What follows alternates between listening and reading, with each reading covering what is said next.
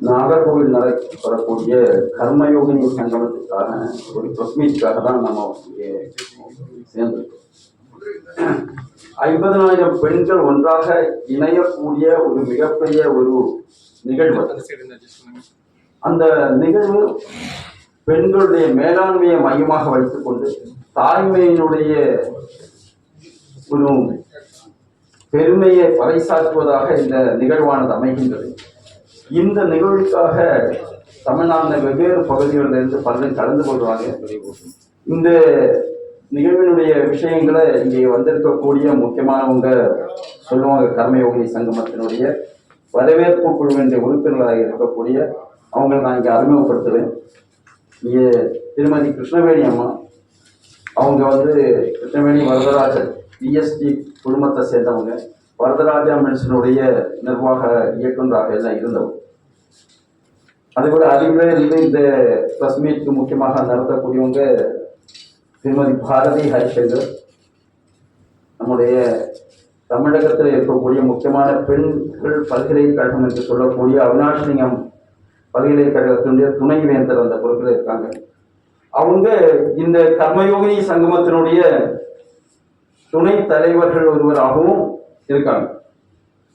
பல்வேறு பகுதிகளில் பல துணை தலைவர்கள், அதுபோல சுதாசேஷன் அவங்க சென்னையில் நடத்தினாங்க. இங்கே கோவையில்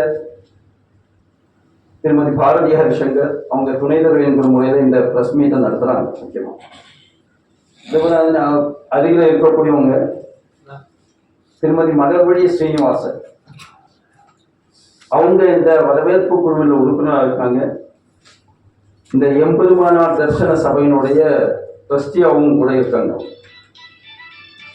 அதுபோல இன்னொன்று தீபா பவித்ரா தேவித்ர, அவங்க இந்த கர்மயோகினி சங்கமத்தில் கூட இருக்காங்க. அதே போல சேவிகா சமுதியினுடைய பொறுப்பிலே இருக்காங்க. திரு ஆண்டாள் சொக்கலிங்கம் அவர் இந்த நம்முடைய கர்மயோகினி சங்கமத்தினுடைய அமைப்பு குழு, அதாவது விழா குழு, ஆர்கனைசிங் கமிட்டியினுடைய தலைவராக இருந்து அவர்தான் பல பகுதிகளுக்கு சுற்றுப்பிரயாணம் செய்து கொண்டிருக்காங்க. அவரை அறிமுகம் பண்ண வேண்டிய அவசியம் கூட இல்லை. அவர் மிகப்பெரிய வாஸ்து நிபுணரும் கூட. அவரை யூடியூபில் போட்டால் தெரியும். அது மட்டும் இல்லை, பல கோயில்கள் மையமாக வைத்துக்கொண்டு இன்னைக்கு அன்னதானம் தமிழகத்தில் கிட்டத்தட்ட ஒரு 15 கோயில்களில் தொடர்ந்து அன்னதானம் பணியை மேற்கொண்டு செஞ்சு கொண்டிருக்காங்க. குறிப்பாக திருச்செந்தூர் எல்லா இதுலேயும் ஆயிரக்கணக்கான மக்களுக்கு அன்னதானம் பண்ணக்கூடிய ஒரு பெரிய பணியை எடுத்து செஞ்சுட்டு இருக்காங்க.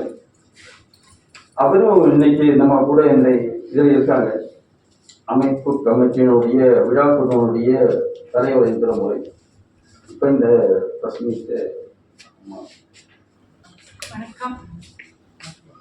இந்த கர்மயோகினி சங்கமம் என்பது மார்ச் 2ஆம் தேதி அமிர்தா பல்கலைக்கழக வளாகத்தில் நடக்க உள்ளது. இதுக்கு ஒரு கான்டெக்ஸ்டை நம்ம பார்த்தோம்னா, இந்த G20 இயரில் நம்ம முன்னிறுத்தின ஒரு ஐடியா விமன் லெட் டெவலப்மெண்ட், அதாவது பெண்களை முன்னிறுத்தி பெண்களின் பாதையில் ஒரு வளர்ச்சியை நாம் எப்படி கொண்டு வரலாம் அப்படிங்கிறத பார்த்தோம். அதோட தொடர்ச்சியாக இப்போ நம்ம இந்த கர்மயோகினி சங்கமத்தை நடக்குது. இது பார்த்தீங்கன்னா ஒரு 50,000 பெண்கள், சுய உதவி குழு பெண்கள் இந்த சங்கமத்தில் பங்கேற்க போகிறாங்க. இது பங்கேற்கிறதுனால நாம் செய்யக்கூடிய விஷயம் என்ன அப்படின்னு நாம் பார்த்தோம்னா, ஒரு பெண்களின் வளர்ச்சி, பெண்களின் மேலாண்மை, அதை முன்னிறுத்தி ஒரு 50,000 பெண்கள் கர்மயோகினி சங்கமம் என்ற ஒரு நிகழ்வு மார்ச் 2ஆம் தேதி அமிர்தா பல்கலைக்கழக வளாகத்தில் நடைபெற உள்ளது. இந்த சங்கமத்தில் நாம் பார்க்கக்கூடிய விஷயம் என்னன்னா, சுய உதவி குழுவை சார்ந்த 50,000 பெண்கள் அங்கே கூட போகிறார்கள். ஸோ அதற்கான ஒரு ரீசன் என்ன அப்படின்னு நம்ம பார்க்குறப்போ, பெண்களை முன்னிறுத்தி பெண்களுக்கான வளர்ச்சியை நாடளவில் இப்போ நீங்கள் பார்த்தீங்கன்னா அட் அ வேர்ல்டு லெவல் நம்ம பேசக்கூடியது என்னன்னா விமன் லெட் டெவலப்மெண்ட் அப்படிங்கிற அந்த ஒரு கான்செப்ட். ஸோ இந்த விமன் லெட் டெவலப்மெண்ட்டுங்கிறதுக்கும் டெவலப்மெண்ட்டுன்னு நாம் சொல்கிறதுக்கும் என்ன ஒரு டிஃப்ரென்ஸுன்னு நம்ம பார்த்தோம்னா, ஒரு விமன் லெட் டெவலப்மெண்ட் என்பது கிராஸ் ரூட் லெவல்லேருந்து ஆரம்பிச்சு ஏன்னா ஒரு பெண் எல்லா மட்டத்திலையுமே ஒரு வீட்டிலையா இருக்கட்டும் வெளியிலையா இருக்கட்டும் ஒரு குறுதொழில் சிறுதொழில் இது பண்ற எல்லா நிலைகள்லையுமே நாம் ஒன்றை ரொம்ப தெளிவாக புரிய முடியுது. அது என்னன்னா, பெண்கள் ஒன்று சேர்ந்து ஒரு குழுவாக செயல்பட்டு கலெக்டிவாக ஒர்க் பண்ணுறப்போ நிச்சயமாக ஒரு தனிமனித முன்னேற்றங்கிறத தாண்டி ஒரு சமூகத்தின் முன்னேற்றத்திற்கு அவர்கள் செயல்படுகிறார்கள்.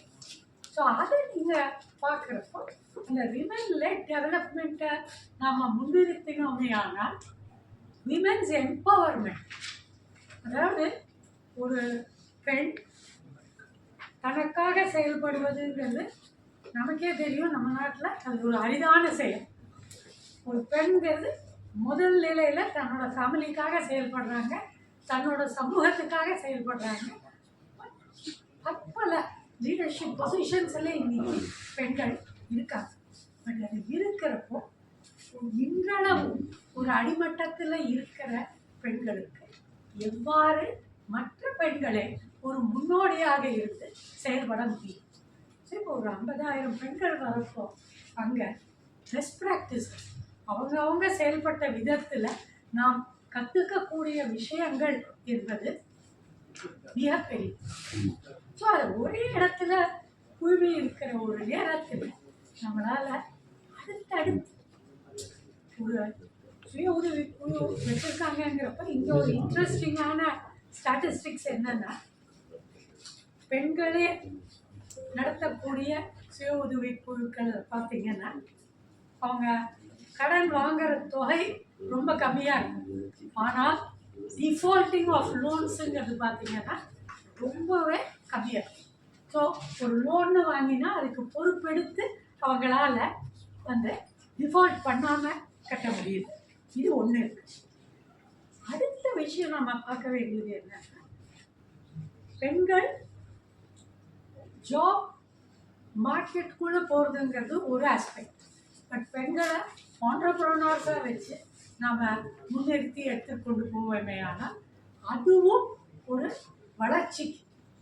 இது வந்து எக்கனாமிக் டெவலப்மெண்ட் மட்டும் சொல்லலை, சோஷியோ எக்கனாமிக் டெவலப்மெண்ட்டுக்கு இது ஒரு நல்ல விதமான ஒரு சூழலாக அமையுங்கிறது தான் எங்களோட ஒரு எண்ணம் இந்த கர்மயோகினி சங்கமத்தில்.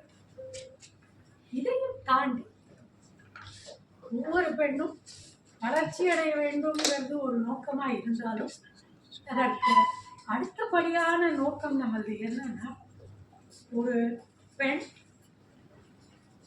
தன்னளவிலே முன்னேற்றம் அடைந்து தன்னுடன் இருக்கக்கூடியவர்களையும் முன்னேற்ற பாதையில் எடுத்து செல்ல முடியுமா? இதை தான் நம்ம எம்பவர்மெண்ட் அப்படின்ட்டு எடுத்துருக்கோம். ஸோ இதனால் வரைக்கும் எம்பவர்மெண்ட்டையோ டெவலப்மெண்ட்டையோ நம்ம ஒரு நியூட்ரல் டேர்மாக யோசிச்சுட்டு இருந்தோம். பட் இப்போ பெண்களை முன்னிறுத்தி அதை செயல்படுறப்போ மாற்றங்கள் எவ்வாறான சோஷியோ கல்ச்சரல் மாற்றங்கள் ஏற்படும், அதனால் எல்லோரும் எவ்வாறு பயனடையலாம் என்பதை முன்னிறுத்தி தான் இதை நாம் எடுத்துக்கணும். தேங்க்யூ. இப்போது சுய உதவி குழுக்கள் பெண்கள் இல்லாமல் வில்லத்தரசிகளாக இருக்கும் பெண்களுக்கு ஏதாவது திட்டம் இருக்குதா? இதில் ஒரு அருமையான கேள்விங்க. சுய உதவி குழுங்கிறது ஒரு ஃபஸ்ட்டு ஸ்டெப்பு தான்.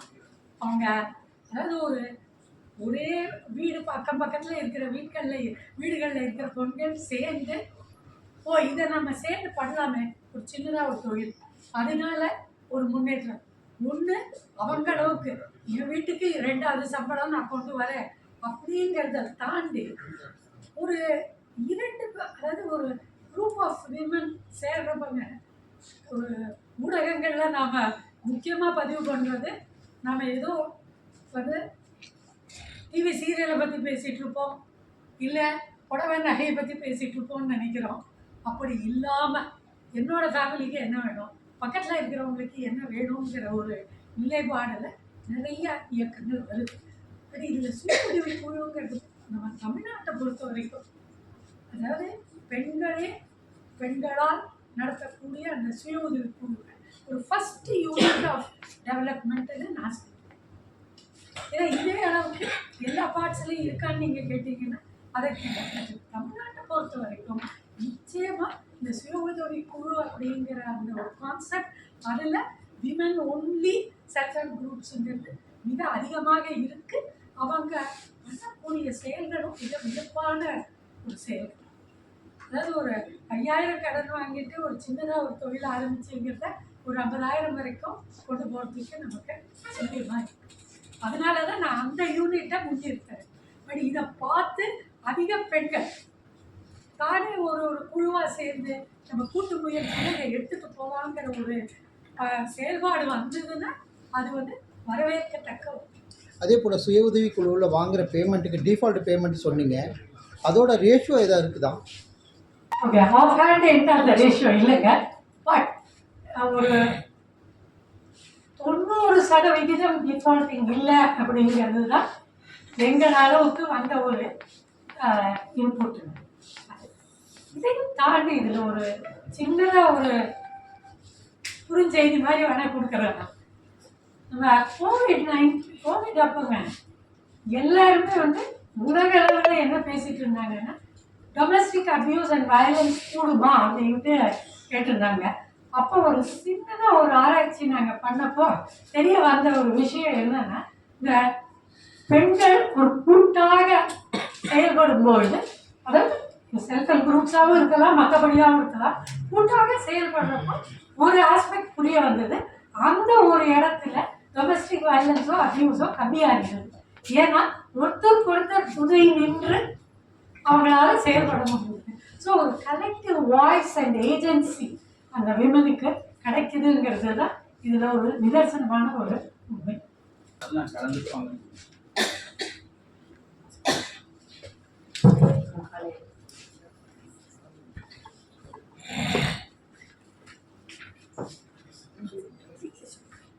அனைவருக்கும் காலை வணக்கம்.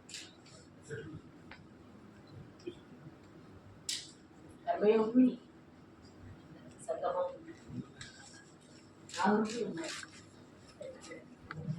இந்த சங்கமத்தின் முதல் துவக்கமாக பரதநாட்டினுடைய சன்னியாசினி பூஜை ஆரம்பமாகிறது. ಮಾತಾ ಅಮೃತಮಂದಮಯಿಗೆ ಒಳ್ಳೆಯ ಡಾಕ್ಟರ್ ಜೈಸಿ ಥಾಮಸ್ யாரோ அவங்களுடைய முதல் தலைமையிலும் நடக்கிறது.